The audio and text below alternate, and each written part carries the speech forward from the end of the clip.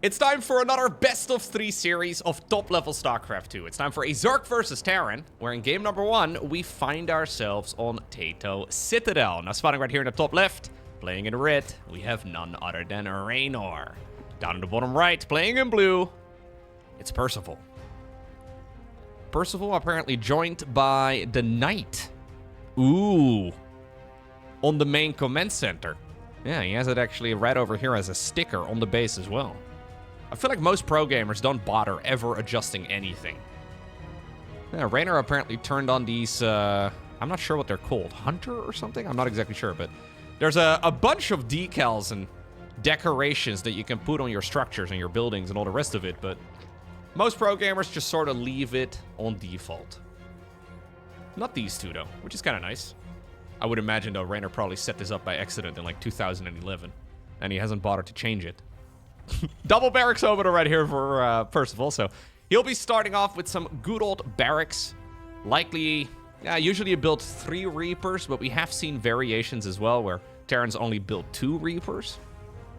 You can technically go up to like 5 if it's like a very fast triple hatch opener for Zerg where they don't go for the gas geyser at all, or they only have like a single drone mining gas. If you build up to 5 Reapers, sometimes you can guarantee the kill on the 3rd hatch. But it all comes down to what Percival sees and how many he builds. The nice thing, of course, with Reapers is that they're only 50 minerals and 50 gas each. So you naturally end up with a lot of minerals that you can then go ahead and spend on additional command centers. First command center, though, the first one that you built is going to be a little bit delayed, so we'll have to see what variation he goes for. Main downside of the double barracks opener is that 9 out of 10 times you have to transition to bio. We did see, this was a Maru versus Shin game in the RSL recently, where Maru opened up with a double barrack start and then transitioned towards mech. But that's Maru we're talking about, and the rules don't really seem to apply to some players. Either way, command center right now coming up. We indeed do have the Reapers starting. Will there be additional Reaper production after this? So I would say the norm is to make 3 of them. Yeah, looks like we're going to go for 3 indeed. This is a very fast 3rd hatchery. Still, though, link speed is not really delayed too far either. So as long as link speed starts up, Reynor must know at this point, since he has seen the additional Reaper moving in already, he must know at this point that it is indeed going to be multiple Reapers. So we have to dance. It's going to be a long dance. But luckily, Brenda and Karen over here, they put on their dancing shoes. They're wearing their tutus, as you can see. They're going to be okay. 3rd command center now starts up inside of the main base. 2nd gas geyser has already come up. And I'm assuming we're going to see a factory in just a moment. This will be what Percival needs to be spending his next gas on. He's a little bit late with it. Maybe he wants to go into a... Ooh, okay, nice targeting there. He does get a drone. Maybe he wants to go, into double engineering bay instead. Fair enough. I mean, this is a very Maru-esque build. I mean, again, to refer back to Maru, we recently saw Maru do something similar, actually, on Tato Citadel 2, where he delayed the factory for such a long time that he actually built a 4th command center at like 3.5 minutes of in-game time. So he already, at this point in time, started up a 4th CC. Insanely risky, especially against Zerg. There's a lot of aggression that you can just simply lose to, but how often do you really expect a roach all-in from the Zerg these days? It's just not really something that's done all too much. Maybe that's more of like a game number 2 type of build order, rather than a game number, 1 type of strat. Either way, Stimpack now on the back of this. Reynor sees the follow-up. He knows the green light is on inside of the tech lab, so this does mean it's going to be bio on the back of this, pretty much guaranteed. And that's one of the main downsides of this build for Terran, right? So you have a really nice early game, like all of this feels really smooth. But now that the Zerging speed is done, Terran basically needs to sit home and wait. And this kind of... this is my main criticism, I guess, of the strategy. Because, like, you have your finger on the pulse for the first few minutes, but then you just sort of let go, and Zerg gets to do whatever they like. And generally speaking, when you let Zerg do whatever they like, what they will like to do is make a whole lot of drones, spread the creep around. I mean, there's no Hellions right now to really distract or slow any of this down. While the Terran's economy is fine, I think this is the part of the game that Zerg players are very comfy with. That's probably one of the reasons why the double barracks opener has fallen off a little bit. Zerg players got a bit too comfortable with it. Third command center, though, is going to be flying on down towards the low ground. Obviously, 1-1 is going to finish up nice and quickly, and we are going to get that armory down too. Now, what you can do here as a Terran is go into like a really powerful 8-Rex all-in with +2/+2. So, it's basically like a 2-pronged aggression, but the 2 pushes are like 10 minutes apart. It feels like the timings don't really make a lot of sense, but you basically use the Reapers early on to keep the Zerg player in check. Then you transition to a really fast third command center. You go really fast double upgrades. Straight 2-2 though. Now we do need to fire up 2-2 if that is indeed the plan of Percival. Zerglings being a little bit obnoxious. Percival, no! Ah, there we go. Okay. You needed to wait a little bit more, I think, to get the resources out. Yeah, he's going to be able to max out by the time that 2-2 finishes. Assuming there's no crazy engagements before that point. Okay, so what is Reynor going for? Well, he already built a lair. Baneling speed is about 40% or so of the way done. He delayed his upgrades himself, so the evolution chambers here only just now starting up 1-1. So he's basically a full set of upgrades behind, which is the reason why an 8-Rex could be so powerful. He delayed it just to be safe. And this usually is a build that Zerg players will go for if they feel like they are the better player. This is the I don't want to die to anything stupid strategy from Reynor. It works really well unless you're, you know, making stupid mistakes of your own. Which is usually why it doesn't work for me. Alright, Barrow as well in the back of this. Bunch of Zerglings chasing this down. Reaper Grenade actually still, yeah, coming in clutch. There's not enough room in the plains for everybody. And again, a mass amount of Zerglings get produced. Reynor actually doesn't have that much income. Now, what he does have is the gold base, about halfway done, and it's entirely unscouted. Fourth command center, by the way, for Percival. So, no 8-Rex. No, this is barracks 4 and 5, right over here. No 8-Rex all in from him. So he actually wants to play the macro game right here with Reynor. Gotta respect it. Percival, by the way, really has been looking way better lately. Like, obviously, he's been competing at... Ooh, we don't mind. Nice hit. Percival has been competing at a high level for many years. But lately, it seems to me like he has made a step forward. Maybe it's just the games that I have watched him play. But he has been impressing me.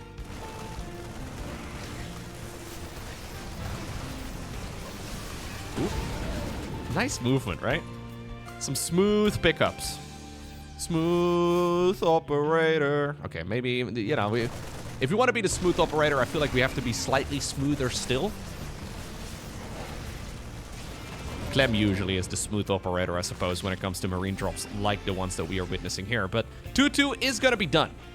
So, how much damage can we do with it? Since he didn't go for the barracks, like 6, 7, and 8, until just now, and he prioritized the 4th command center instead. Second factory feels very late to me. Should have started that up a little bit sooner, probably. But anyways, he's not going to be able to max out at this point in time. Ooh, nice circling splits. Pick up, pick up, pick up! Smooth operator. Is that a boomer song? Probably. Yeah. Like I did say 6, 7, 8. Maybe everybody's going to catch on the 6, 7 memes and not the smooth operator. I feel like smooth operator is a way, way better song than 6, 7 will ever be. Anyway, hatchery in the far bottom left is indeed going to be spotted and destroyed in basically an eye blink. Those upgraded marines are real powerful. I'm a little bit concerned with the timing right here of the tech. So second factory is late. And likewise as well, we don't yet have a Ghost Academy and we don't really have a transition to anything else. Lack of Ghost Academy is going to make any follow-ups here from Zerg way more powerful. Now, in this particular instance, there aren't that many follow-ups for Zerg plant yet. Reynor doubling down, it seems, on just high-dwelling Bane. Infestation Pit right now inside of the main base is, though, implying that he wants to go to a hive here in just a moment. But Percival is controlling this really well. Another nice pickup. What about these Banelings? Hey! Lurker den. Yeah, and Reynor very much so. The vibe that he's giving off is that he believes he's the better player. So why risk it? And I don't think I entirely disagree. But I do also believe that Percival has been stepping up lately. Like, this is what Cyril would do. You know, like, if Cyril would be in the same spot, I think this is how he would play. If he still plays. I don't know. We haven't seen Cyril compete in anything in a while. At least as of me recording this. Bailing's taking a good chunk, though, out of that bio army. Ghosts are now coming here.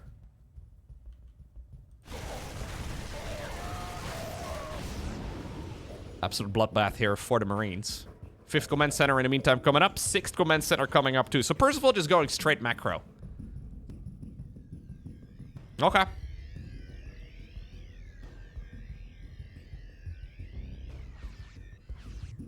Hive is going to be done in just a few seconds time. And we'll probably see the Lurker upgrades coming. Now this is relatively slow. Like, this Hive could have been done several minutes earlier, but Reynor's basically saying, I just want to survive.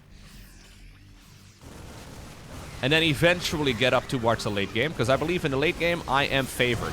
Some good detonations here against those Widow Mines yet again. Nice retargeting as well, though, by Percival, who's stutter stepping in the same instant. You can see the strength, though, of this type of mid-game army for Zerg, right? It's just so difficult to push in. But Liberators are coming. The Ghosts are going to be joined. We have a few Infestors already sharking around. One fungal growth for all the marbles. When are we going to reveal this surprise? Right now. Hydras! Hydras! Hydras! Nice move.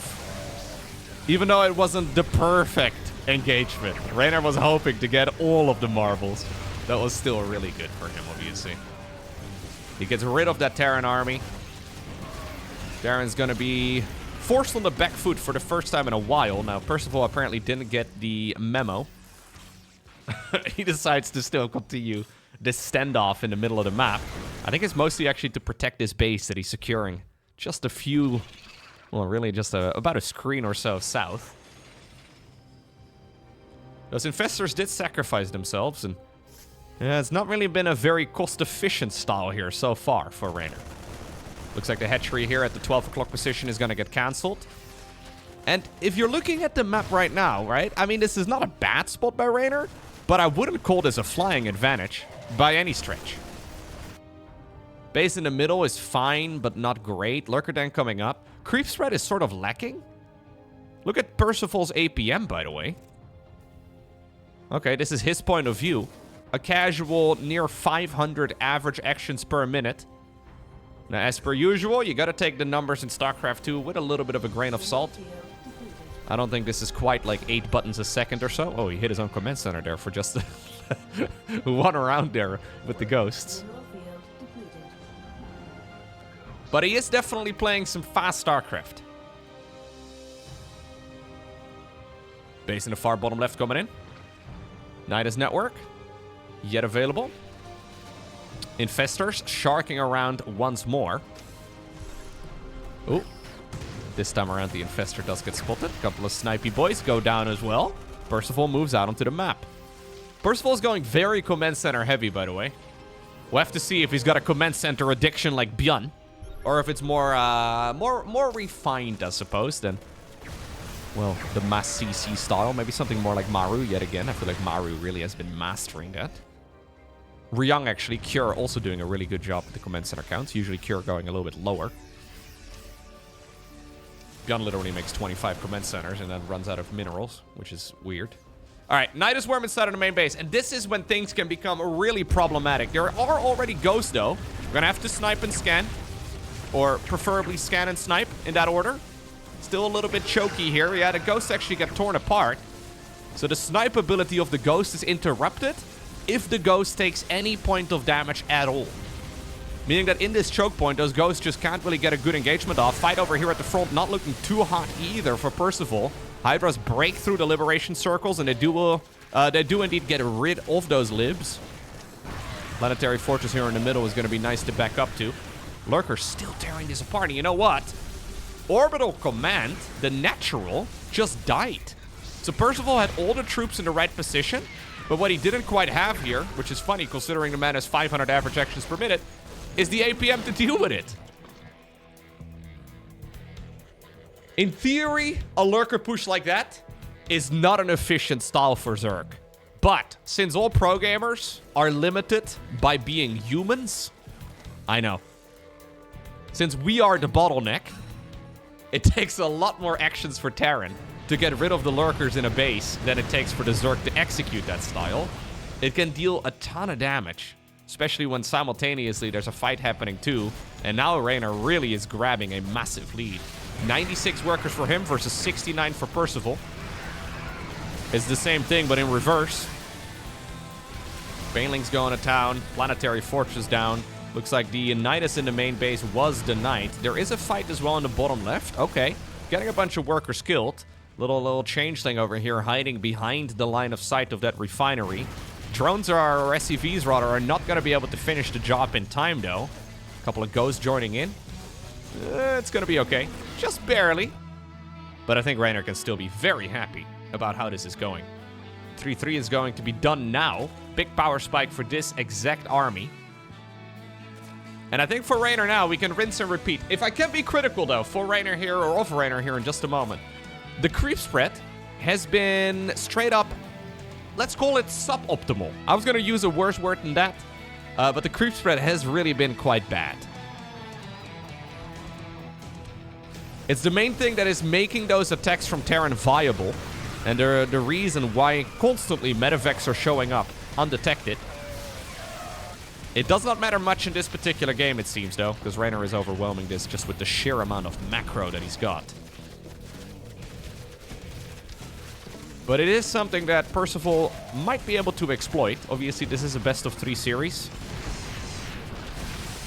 Yeah, at this point, there's just so much Zerg income that it's difficult to beat.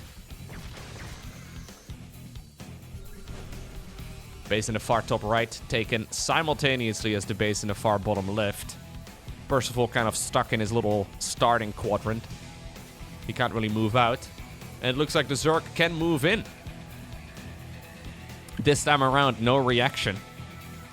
Okay, a little hit squad of Marine Marauder.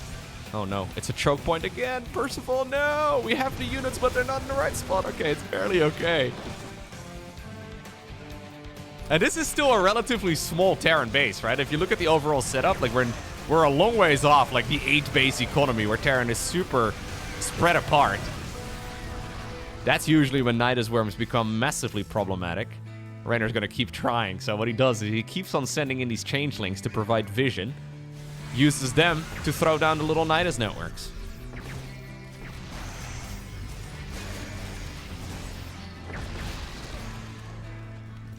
Nidus worm in the main. Bunch of lurkers in the main. How many orbitals do we have? Just the 4 of them. Lurker's already repositioning. There is a missile turret over here, though, that can be used as detection. Looks like the Widow Mines over there have done a decent enough job. But this dance is very time efficient. And here's Reynor's first-person view. Trying to move through all of this. Trying to move outside of the circles. Pushes into the middle of the map, too. Planetary Fortress against near maxed-out Zerglings. Siege tanks distracted here as well by the Hydralisks. And the Hydras decide to work in as well. See, Reynor is a lot more... He's shoveling the camera around a lot more. He's moving around, I think, with middle mouse scrolling. That's how most of the pro gamers actually play these days. It feels a lot more frantic compared to what we saw from Percival last time around, but clearly still very efficient. Okay, let me take control of the camera again before anybody's gonna get sick.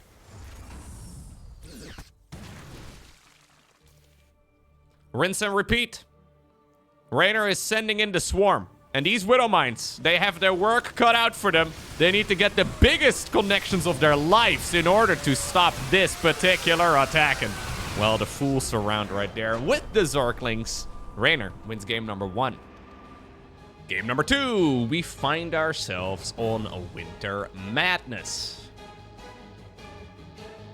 We have some very long rally points set up right here for the SCV. So we go straight across the map, then back to the middle, then we hop back around towards the third. Percival has got his pretending already queued up. You'll have to see. Oh, he just reset the rally point. All right. Hatch gas pool right here for Reynor. No surprise. Pulling 2 drones out of gas at about 80. It used to be the norm to pull them out at about 60. As we've already discussed in previous games. And you know what? That little rally point kind of worked out perfectly for Percival. I gotta hand it to him. I was questioning it there for just a moment, but with the way that this map is laid out, yeah, this third is gonna be denied for ages, and I think the drone is dead. Nice. Well, link speed will have to start up at some point. In the meantime, we have the Reaper going to town in the natural expansion too, just to be a little bit of a nuisance. Counterattack though, just 4 Zerglings here in total, but since the Reaper was distracted, this is just to make sure that the third hatchery can still be taken at least a somewhat reasonable time. Reynor actually never started up link speed. We'll have to keep an eye out on exactly what the plan with the gas is now. Maybe he's okay delaying it for a long while, but he's up to 150-ish gas now, not really spending it on anything yet. Maybe he feels like he needs to play catch-up. Reaper, in the meantime, has found 3 kills. 1 Zergling is still running back home. Oh, the other Zergling is over here. Just died to Jimmy. Ah. Alright. So I was wondering why we were saving up gas. It's a very quick Roach Warren. I don't believe that this is going to be a Roach all-in. If that would have been the case, Reynor likely would have resaturated the gas geyser a little bit quicker. But I think he's basically just trying to now do a Zergling speedless opener. So, straight Roaches. This is another one of those I don't want to die to anything stupid builds. This might even be a better version of it, to be honest. Because Roaches, at least if controlled correctly, Roaches and Queens, they can't really attack very well, but they're really good at defending. Yep, 5 blind Roaches coming up, so no link speed. That will likely not be coming until a bit later. Percival is going to see the Roaches here in just a moment. For the same reason that the third hatchery could be blocked, because the other alternative third base is far away. That same reason can now be used right here by Reynor to just defend with a bunch of slow Roaches.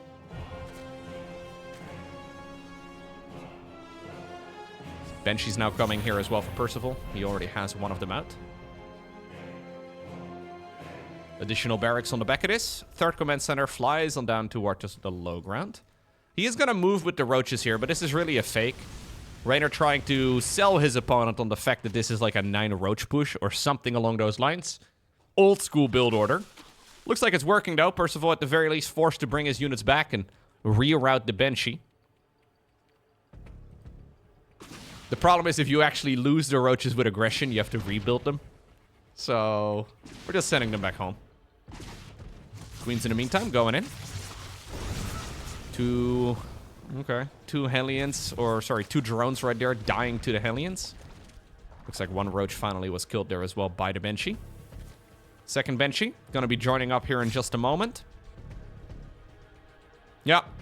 And this time around, it's going to be Percival, who will be left to do whatever he likes. In the previous game, I guess he did the same thing as well after those Hellions were skipped out on, right? When he went for the Reapers early on and sort of waited until the third base was done before he really continued any form of aggression. This time around, Reynor is effectively doing a similar thing too, where he is saying, yo, you just do whatever you like. I am just going to defend whatever you're going to throw at me. I think killing this 4th hatchery would be a nice start. He's activated Cloak, though, so he wants to get a little bit more damage done. 2 drones, 3 drones. Hellions, in the meantime, roasting another one, too. Nice bit of aggression here by Percival, though. 11 workers in total. Make it 12, 13, 14. Yeah, I could have killed the hatchery. Maybe he can still aim for that, too, if I'm being entirely frank. I think he can probably pull that off. The creep is already spread reasonably nicely, though. Infestation Pit. It's much quicker this time. In the previous game, I don't think we saw a hive until like minute, what was it, like 10 and a half, 11 or so? Now the hive starts up at 6:40. The Roach speed, Not even started. It's straight Zergling speed now, and probably, yeah, Baneling speed. So Zergling speed and Baneling speed at the same time. Reynor basically just trying to stay alive with a bunch of slow roaches. That's all we're really building. In the meantime, second factory right now at the front. Armory in the back. I'm expecting a fourth command center here again for Percival. This is a normal order to do it, by the way. Percival in the previous game did not start up that second factory until much later. Not entirely sure why. But he went for a fourth command center and 3 additional Rexes before the second factory. This is a good push again, though. Percival's kind of owning so far. My main concern, I suppose, is when the hive finishes, we'll likely see an Ultra Cavern. And the first moment that the Ultras come out, they are gonna deal so much damage if Terran is not prepared. But he fires up 2-2 during this attack. A really lovely bit of stutter step control as well. Denies the creep threat yet again. This is great. There's the fourth command center. Widowmine transition, by the way. Drilling claws coming up. There's barracks 6, 7, and 8. We'll probably see a Ghost Academy in a moment. Percival is cruising. Nice little bit of double-pronged harassment coming in too. Cloaked Banshees did get a slight bit of repairing done. They're now going to be sent on over towards the main base, or whatever they can really hit. Overseer nearby, though. In the meantime, we do have some of those Ravagers trying their absolute best. What about that push on the left? Getting another base denied would be absolutely massive. He gets a couple creep tumors. Is he going to be able to snipe the hatchery before the Zerg units can get over here? Yup. He might be able to get it again. No, he wants to get a bunch of the Zerglings instead. Looks like this command center, this siege tank is going to go down. Banshee's in the meantime targeting a bunch of Ravagers. Is he going to get one? Yep. After death, we still saw a kill. Now we have a Terran with a fourth command center before the Zerg has a fourth hatch. Ultra Cavern, because of all the aggression, was delayed as well. So 640 Hive, 9-minute Ultra Cavern start. That is pretty bad here for Reynor. Nothing really going his way. Percival is... Can I say this? He's kind of owning. Nothing really working out in favor of the Italian Zerg here. Hatchery is going to get denied again. These Marines are honestly so powerful now, too. Now, he needs to be careful. He doesn't know when those Banelings finish. Oh, my God. He starts targeting them down as well. He's targeting the Baneling cocoons. Vipers? Vipers? Ooh, okay. I thought he was going to try and snipe those. Doesn't quite want to risk it. Bunch of siege tanks in the back. Bunch of Widow Mines as well. Now the Banelings, of course, get spotted with their roly-poly upgrade. Reynor actually wants to get rid of some of these roaches at this point, too, so ultras are possible. He's feeling a bit frantic, though. There is, what's his name again? What the... I forgot his name! Dang it! We haven't seen... the accidental swarm host. Ricky? I don't think I called him Ricky. Man, uncommon these days. We used to see this all the time. I think Zergs have actually changed the hotkey for the swarm host. Either way, Marine push continues right over here. And Percival is feeling very, very solid here. Ghosts are coming on the back of this. Yep, some smooth pickups yet again. Look at him denying the creep. Seriously, 5th command center now is coming up? This is all pretty much perfect. I mean, perfection with Terran is not really a goal you can reliably aim for. There's so many things. I mean, it's nice to aim for it, I suppose, but getting a perfect game is nigh impossible. But this is going really well. Ultras, though, I think they are Reynor's main lifeline right now. Problem is, they have been spotted from a mile away. It's a very obvious transition, too. So ghosts have already been built. Let's see how this goes, though. Fight still on creep. Could be problematic.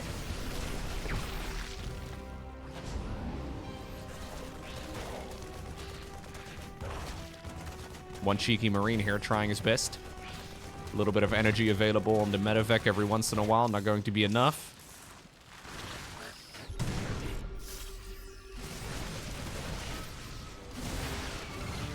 Is there enough for the Zerg to even push these armies away? Keep in mind that Reynor is still on basically just like 3 base and a little bit worth of economy. Whereas Percival is building up new command centers, he's securing a 5th. It is important to keep your Zerg opponent on their toes though at this point in time. Those Ultras are scary, the Vipers likewise as well. Very easy to get complacent here and give the Zerg a chance to get back into the game. This is where sometimes Zergs can feel impossible to beat. Because you do everything right, and they're still ahead in the supply count. Matter of fact, drop here on the left side, yet again. Trying to go after the hatchery. A little overly ambitious. In the meantime, Ultras, though, are being kited to death.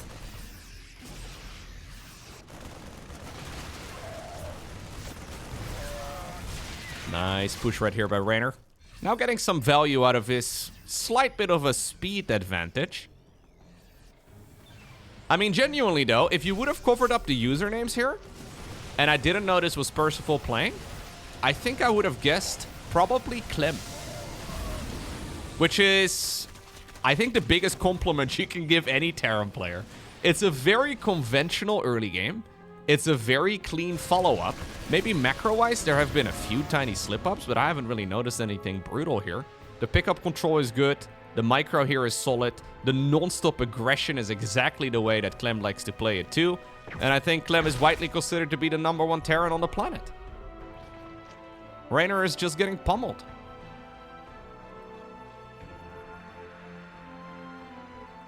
Fusion core coming up right now. Second starport coming up too. What we don't actually have is the +3 armor in the engineering bay, which is a little bit weird. That could bite him in the butt. Ooh, fungal growth coming in as well. Chain fungaling some of the units. It doesn't deal a lot of damage, but it does deal a bit. That's why the Viper is here right now with a parasitic bomb. If Percival can keep this contain on the Zerg's economy going for a few more minutes, Reynor's gonna dry up. Natural is already running out of cash. Main base is pretty much empty. Even the 3rd. Not looking very good. So that's exactly what he's trying to do here. Secure a much bigger economy than the Zerg. And then on top of that, get the more cost-efficient trades. Oh, the Liberator here being a jerk. 9 confirmed kills, make it 10. Ay, ay, ay. New hatchery coming up right here for Reynor, but without any creep in this area, you're basically just crossing your fingers and hoping Terran doesn't see. One cheeky little ghost here moving to the front, gets an EMP off on the Vipers. Liberator now repositioned over there. Brenda is not gonna survive that.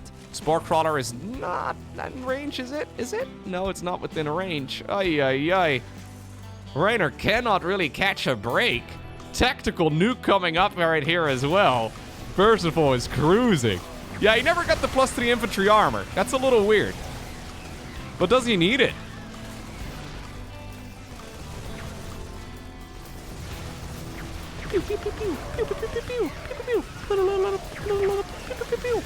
There's a nice fungal.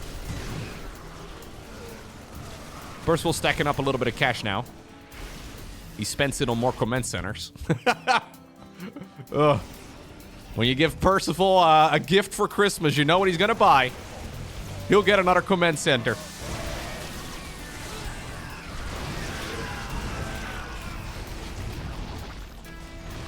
I mean, it's bloody.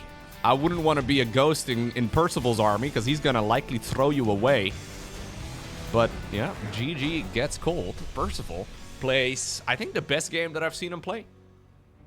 Game number 3. Final match in this best-of-3 series. It takes place on 10,000 feet.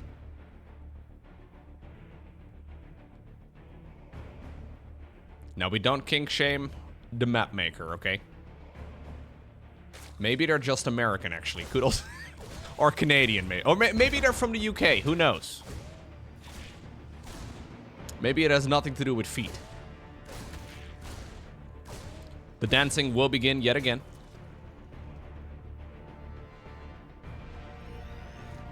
Triple command center opener right here for Percival, yet again. I feel like Reynor in general has not looked as clean as we expect him to. Now, we expect him to be very clean, mostly because that's the standard that he set for himself. Right? So, I'm criticizing what I've seen from him most of the time, I suppose. So, the creep spread has been thoroughly lacking in both of the games that we've seen thus far. And I feel like, in general, nothing is really moving very smoothly.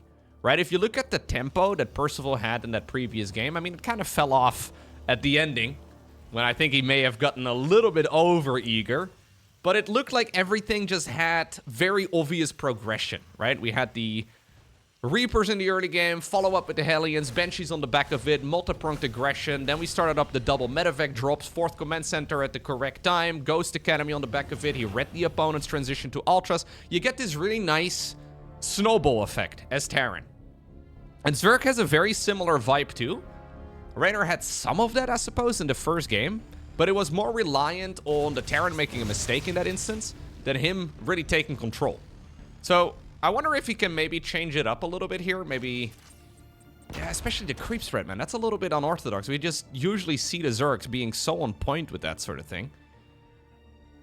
It is such a powerful thing, right? Like, it's difficult to quantify because, I mean, it's vision and movement speed, right? That's what the creep ultimately gives you, which are like the most important pillars of an RTS game that aren't really army or, you know, economy related. They're a little bit more difficult to really point out, I guess, and to really, yeah, compare from game to game. But Zerg really wants to be gooping up as much of the map as possible. Obviously, Percival is the one that was denying that. But it's such a powerful tool.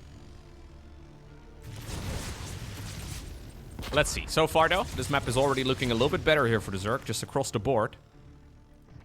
4th hatchery starts up nice and early, although the Banshee is nearby.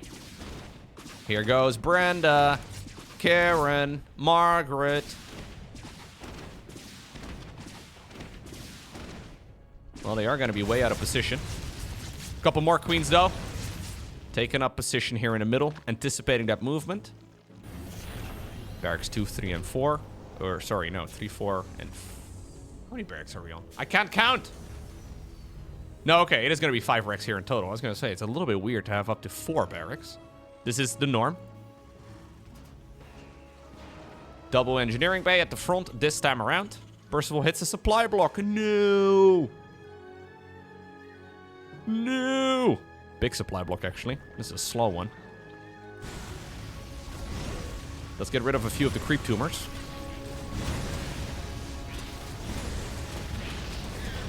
When your supply block is a Terran, it does feel like it takes forever to build a depot.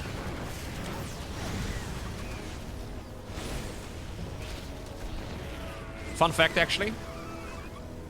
I've mentioned this before, but I didn't know this until I started, until I played StarCraft for like, you see the Banshees, I think, dying. I played StarCraft for like 10 plus years before I figured this out. Supply depots take longer to build than both pylons as well as overlords. Yeah, so pylons and overlords have the same build time. For some reason, supply depots take longer. It's like 6 seconds or something, which is quite a lot. Now, obviously, on the flip side, Terrans do have the luxury of being able to drop supply depots from the high heavens. But hitting a supply block without energy on the orbitals as Terran really kind of sucks. Because you have nothing to queue up either, right? With Zerg economy, you hit a supply block, but if you're already up to your drone count, you just make a bunch of overlords and you save up larva and then you spend it all in one go, like a half minute later.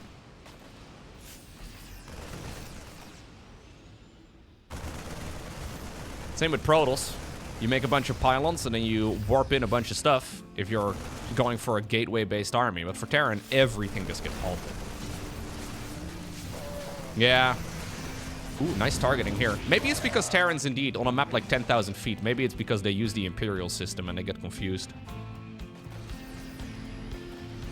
Either way. Percival trying his best to keep this Zerg player occupied, keep him contained. But if you look at the minimap already, Reynor is moving around the map, at least with the creep spread, like an octopus. Even the tentacle rocks will stay alive this time around because they are connected to the creep. This one is still bleeding out. This attack over here, though, is kind of nice. But does Percival have the numbers? I mean, 1-1 is coming for the Zerg in the next half minute.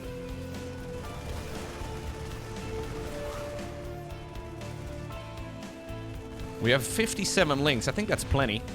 The Tentacle Rock's also disappearing here. I think this is going to be a cleanup for the Zerg if he wants it. I don't even know if he really wants to commit off creep. Reinforcing Terran units, though, are showing up. Reynor doesn't know about this. The spread is going to be gigantic.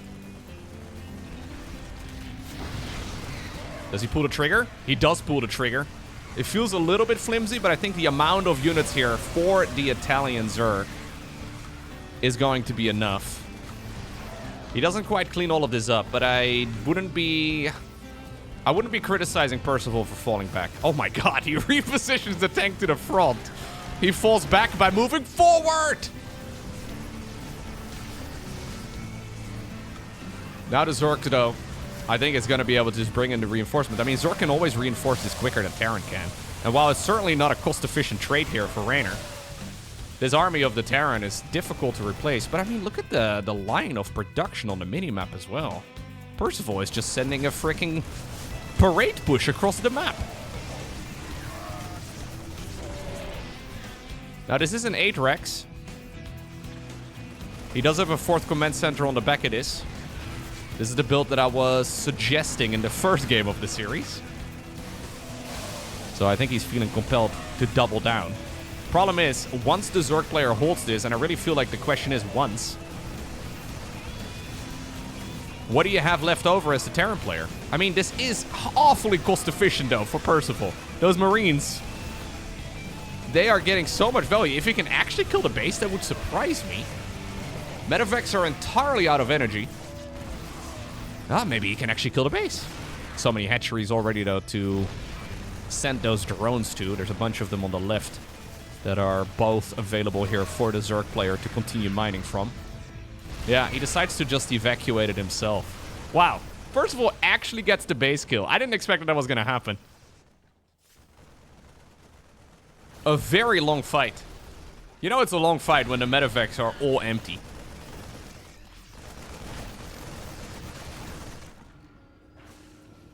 (3-3) coming up for Percival, who will be building up that planetary fortress at the bottom of the map too. I really like this, actually. He didn't get caught up in the 8 Rex all-in, although he didn't really give up on it either. But he didn't really commit to like a full-on push towards the Zerg's third base as well. Instead, he decided to continue the aggression while building up a 4th CC. The decision to start making a 4th command center is always a bit tricky.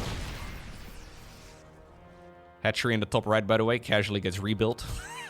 After we skirmish for it for like I don't know, 5 minutes or so. Terran kills it, immediately gets restarted. Creep over on the left side of the map, though, fully cleared out now. Yep. Little medevac push in the top right-hand corner. Percival doesn't yet know, but he assumes that it will likely be restarted up. And this time around, the kill is going to be secured much more easily. Sorry, Jimmies. It's okay. Hatchery over here goes down. Whoa. Man, Percival has been stepping up, right?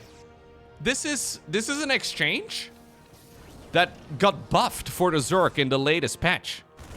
Like, Banelings are more beefy now than they were by 5 health, which is a lot. This little Zergling run by, though, could become massively problematic. 10 SCVs, good bit of damage done. That's what Reynor is known for. Ooh, siege tank over there, getting a good hit in, though. I think Percival is manually retargeting. Yeah, he must have been, because he actually wins this engagement right over here. You can manually retarget with the siege tanks to get the middle of the Baneling clump. He did it again right over in that spot. Ultimately, with the Zerglings, though, from across the map coming back home, Terran does need to pick up. Get on out of there. Jimmy, don't do it. No.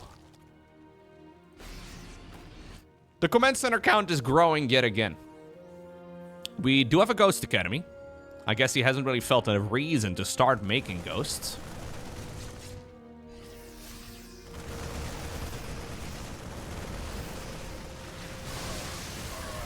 Yeah, Percival's kind of good at the game, guys. I did not expect this going into the best of 3, I will be honest with you. I kind of expected Reynor to just sort of win. To be fair, this is me casting Reynor. And it feels like whenever I cast Reynor. Anyways, a little early for that at this point, but Percival is playing some fantastic StarCraft.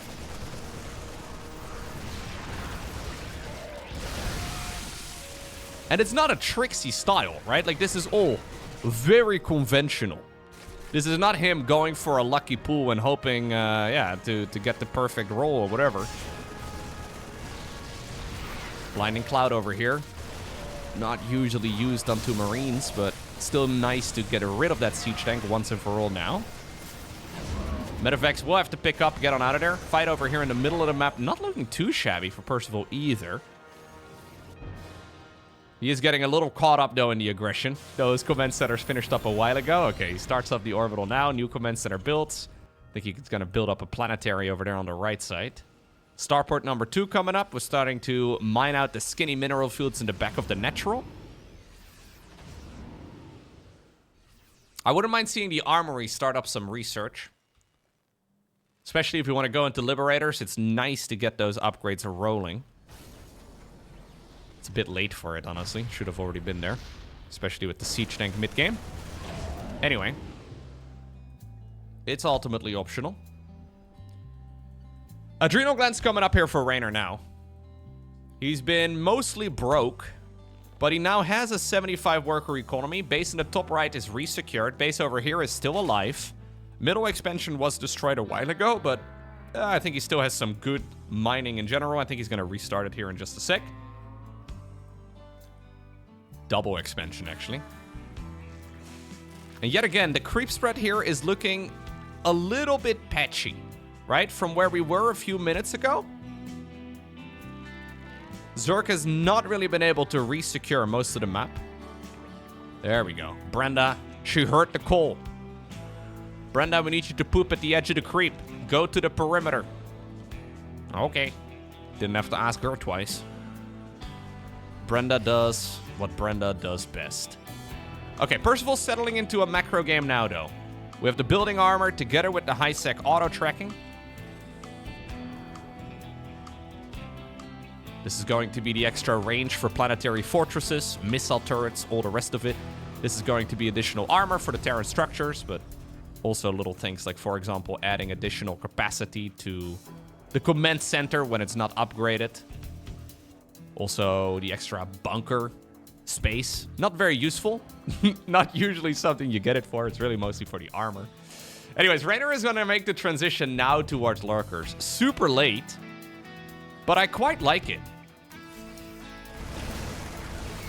Because even though Percival really was being incredibly aggressive, he's now sort of let...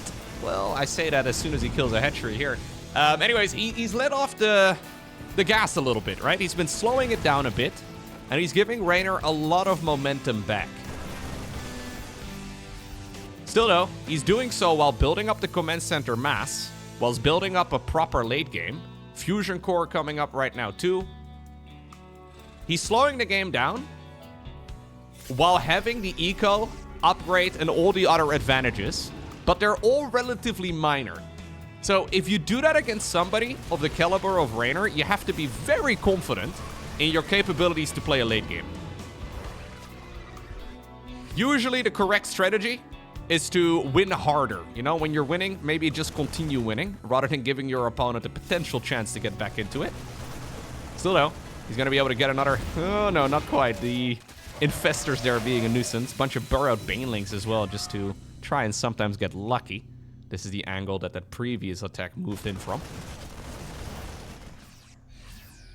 But this is not technically incorrect here from Percival, is what I'm trying to get at. Like, yeah, he's slowing the game down. But technically, this is fine. It's just that now you're setting yourself up for a late game against one of the world's best Zergs. And Reynor has not really needed to blink twice to grab this eco advantage back. Already 5,000 resources back in the bank. New base is coming up. And Reynor obviously insanely quick. We can look at some first-person view maybe right here of the Zerg player. You can see his selections in the far bottom right, so that is effectively where the actions per minute are coming from.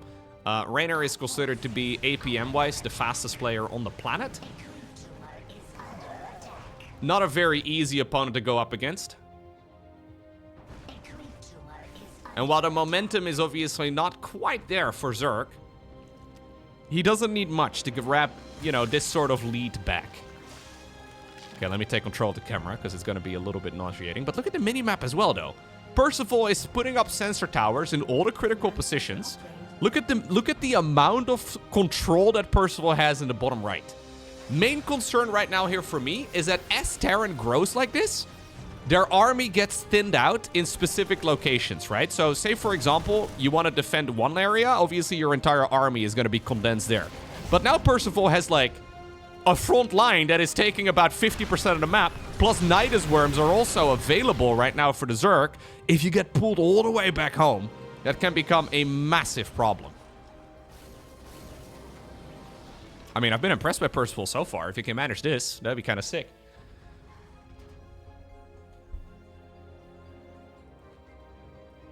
Caduceus reactor researching right now for the Terran. That is the energy regen improvement. Is Reynor still on point? Sure is.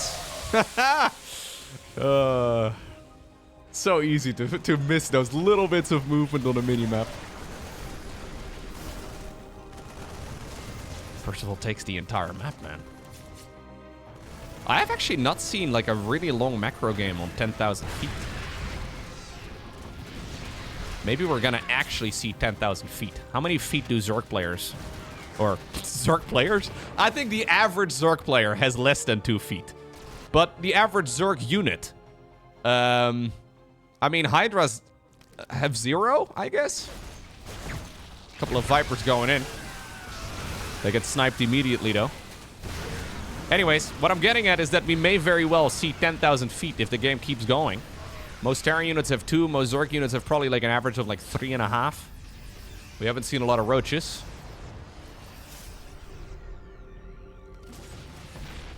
Yeah, the average human has less than 2 feet. Bunch of Vikings going in. Greater Spire coming up right now as well for Reynor, who's taking the far bottom left. Huh. Remember this engagement here, though? Like 10 minutes or so into the match with the Atrax push.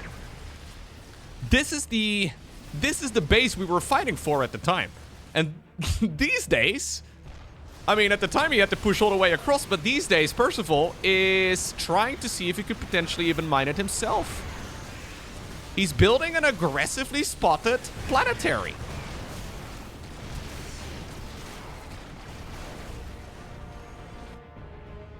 Look at all these planetaries in the choke points. Making it very difficult for Zerg to break through. Now, Reynor does have the Lurker tech. He hasn't actually made any Lurkers. Has he? No, I don't think so. It's a little weird. Likewise, he's now also gone into a Greater Spire. He's building it, yeah. I think he probably wants to go for a bunch of Brute Lords here to start taking care of those planetaries. Brute Lords are really good, but they're also quite slow. Big push here again from Reynor in the same spot that he fought that Atrax in. Blinding Clouds would be nice, but Abductions are still solid as well. And these Zerglings now, fully upgraded, they hit extremely hard. They can just run through the Liberator circles. Reynor obviously has had a superior bank for a long time. Say goodbye to your planetary. 16 SCVs die, and a very large portion of Percival's supply just absolutely disappeared. And that's what I was trying to point out. You have to leave units behind in these critical positions just to, like, defend, right? And the bigger your bases become, like, the bigger your control of the terrain becomes as a Terran, the more you have to spread your army out. Whereas Zerg can very rapidly reposition. Now, when you do have a gajillion orbital commands, this is nice. Yeah, that's nice. This is the investment, you know? Reynor, I think, for the first time, is going to take a proper nosedive in the income advantage graph. Yep. It's going to keep growing there. Tactical nuke, by the way, in the meantime, going across this little crevice. It's a very obvious location when you think about it. Okay, Reynor now notices it. Still though, putting more pressure onto a Zerg player who already has a lot of cash. Wait, we're trying to go into... Okay, I thought we were going to go into, I don't know, a bunch of Lurkers, maybe Brute Lords to try and get rid of those planetaries. But alternatively, you can just blow it up. Base over here in the bottom left-hand corner. Mispositioned for Reynor, but Percival wants to correct that by destroying it. It's a bit of an awkward command center pilot over there. He's like, sir, there's a hatchery in the bottom left. Oh, I guess I'll fly back home. Fair enough. Reynor, though, not finding a really clear opportunity here to properly break out of the contain. Still, the fights over here in this section of the map have been really good. Percival only just now really close to maxing out again, but not really. He also doesn't have much of a bank. And maybe he's starting to regret right now his decision to play this proper late game. Another tactical nuke. This time around, it's going to be made, or sent rather, towards the bottom left-hand corner. Reynor now spots it, and I think this expansion is, for all intents and purposes, already gone. Even though the nuke still needs to explode, and Terran units actually need to clear this out. I don't think Reynor is going to be able to hold it. That being said, right, normally the strategy for Zerg is to take 50% of the map plus one additional base in the late game. The idea being that you can never really trade cost efficiently as a Zerg player, but if you can deny your opponent one of their bases and you can mine that one out, you just simply have the resources to throw away and to reinforce your armies with. If Percival can take this base in the bottom left and hypothetically mine out the remainder of it, this is cheeky, he will have taken his half. He needs to obviously mine out this one. Now the mules will take care of that real quick. If he can mine out the base over here on the bottom left-hand corner too, Percival will have mined probably about, say 45% of the map. I don't know if that is enough for Reynor to actually compete with. Look at the losses already. It's like 14,000 minerals more. A little bit more gas lost on the side of Percival, but that's really not the end of the world. Like, Reynor is not really losing any of the fights, but he's also not really progressing very much.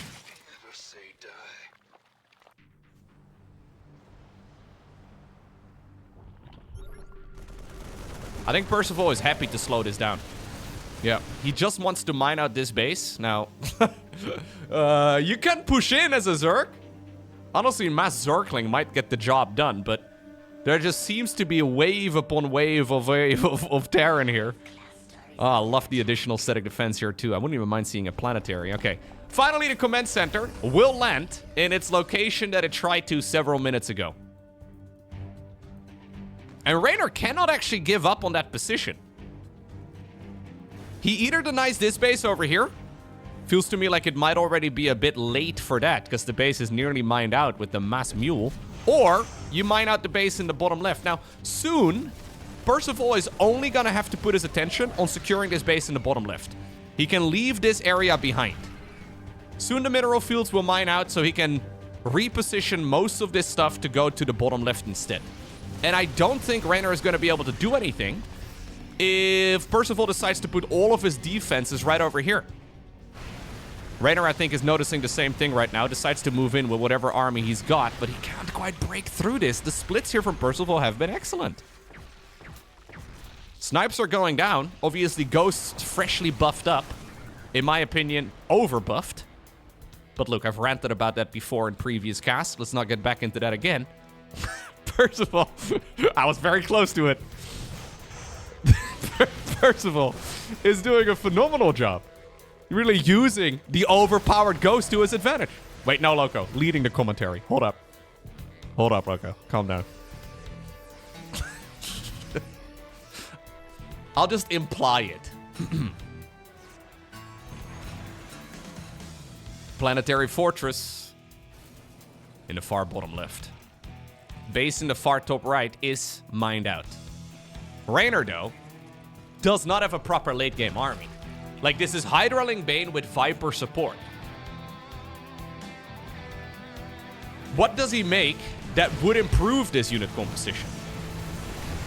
Well, if you can catch the Terran player out of position, this might be all you need. So many Banelings and Lings rolling through. Ghosts are trying their absolute best to get some decent fights in.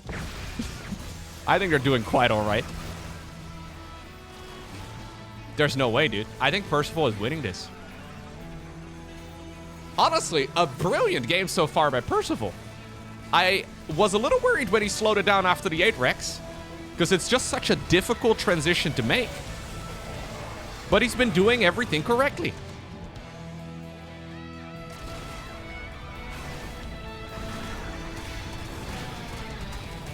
Planetary over here is going to go down. A new orbital command flies on over in this direction.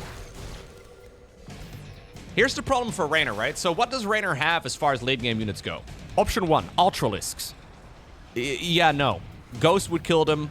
Liberators would kill them. Everything else Terran would kill them. Option 2, Brute Lords. Yeah, no. Ghost would kill them. Liberators would kill them. Everything else would kill them. Option 3, Lurkers. Yeah, no. Ghosts would kill them. Liberators would kill them. Everything here that Terran has is phenomenal against all the late game options of Zerg. Now, what do you have here as a Zerg player to play with instead? You could go into Massling Bane. You could try to use your movement advantage. Reynor, for example, made a Nidus Worm here, but never put up a Nidus network on the other side of the map. I feel like that's one of the ways in which you can start tearing this Terran army back home. Nidus in the main base, couple of Lurkers through the network. Terran pulls back their army to the main base. That's when the expansion's in the corner. That's when this expansion over here on the right becomes vulnerable. But in a straight-up fight, I don't think this Zerg late-game army is going to be good enough. You have to play to the advantage of Zerg here, which would be movement and speed. And Reynor is not really playing to the advantage of either of them. Percival will be more than happy to keep playing this. One thing, for example, we've been seeing from some players is a focus on a lot of Overseers and a load of Changelings to try and break through the defenses. Nidus Worm over here would be annoying. Nidus Worm over here would be very obnoxious as well, because Terran is so spread out. Reynor now with 2,000 gas in the bank, and basically flat broke. Now he is going Brute Lord Infestor. I think as far as like a proper late game army goes, Brute Lord Infestor, Viper, Ling Bane, Hydra, I mean it's a lot, but it does have the potential of hitting some wombo combos, right? Like if you can hit a fungal growth on, for example, these Liberators, for example, the Ghosts, you still have the potential to disappear this type of Terran army. Tactical nuke here just as a distraction mostly. Percival just throwing it in a random location, hoping to maybe get a lucky hit. Maybe hoping to distract the Zerg for a while. Trying to maybe cut off those Brute Lords too. In his mind, those Brute Lords already got detonated. I don't think this Zerg army can win though. The Liberators alone are going to be scary.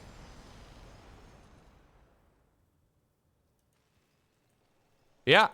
And action is very much so right now on Reynor. This base here cannot be mined out. Now, one thing I also like here from Percival is that he actually stopped replacing lost SCVs. So he lost a load of them throughout this game, 55 of them in total. But because he has so many orbital commands, he's really only using the SCVs for gas income and some mineral income here too. Probably needs to saturate that refinery over there, but he's got mules to gather minerals. Massive EMP over here too. But he's got mules to mine minerals. That means he's got, well, like 176 army supply available soon. He actually doesn't even max out. Already, though, his army is gigantic. Reynor sitting here at 125 or so. Reynor does not have the supply count that Percival has. Queen's coming to the front. Getting a couple of nice transfuses off. Parasitic bombs attempted. Slow push right here from Percival. He wants to likely leapfrog those Liberators closer and closer to the perimeter of the creep. Tactical nuke here, by the way, is a super powerful tool as well. Another fungal growth. It hits something, but nothing all too crazy. Some more Marines and Marauders added into the mix, though. Keep in mind, Percival is not rich. He has minerals, yes. He's got all the right income, yes. But he doesn't have a bank. And this is a very sustainable Zerg army, because this is now a Zerg army that relies mostly on spell casting. And obviously the spells will regen. Fungal growth, parasitic bomb. Oh, snipes. Okay, gets a snipe on a Viper there and also kills one of the infestors. A few spore crawlers building at the front. Nice idea, I suppose, but Reynor mostly just has a massive gas bank. Liberators creeping their direction there. Yeah, there's not much here anymore on the right side of the map. All the attention is now right here on that hatchery at the 9 o'clock position. Love the addition of the Vikings, by the way. Keep in mind, in the latest patch, they were made cheaper. Nobody knows why. It was just one of those random changes. Being massively beneficial right now, though, for Percival. He doesn't hit much with the tactical nuke, but he still forces this Zerg to disengage.